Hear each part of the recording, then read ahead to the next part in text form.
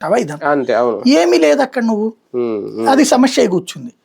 దాంతో ఇప్పుడు అవన్నీ పూర్తి చేసి ఇచ్చేటప్పటికి ఇంకా 3 ఏళ్ళు పడుతుంటే నువ్వు ఇప్పుడు నా భూమి తీసుకుని నాకెప్పుడు ఇస్తావు? నువ్వు 11 ఏళ్ళ నుంచి దిక్కులేంది, నువ్వు నాకెప్పుడు ఇస్తావు?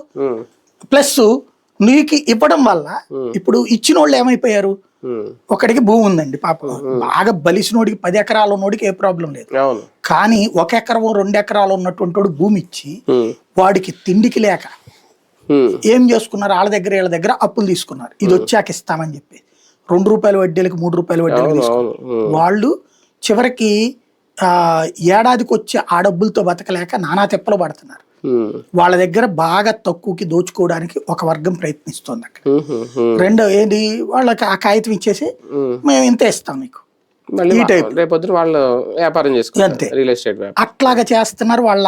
వాళ్ళకి వాళ్ళ భూమితో వాళ్ళకి అవసరాన్ని సృష్టించి వాళ్ళనే బలి పశువుని చేస్తున్న వర్గం ఒకటి ఉంది.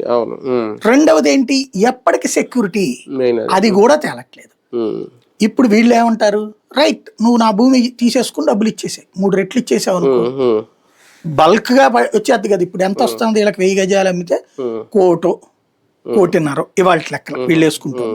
వీళ్ళు చెప్తున్నటువంటి ₹1,00,000 వేసుకుంటే గజం ₹1,00,000 ఉంది అసలు అక్కడ లేదు కదా.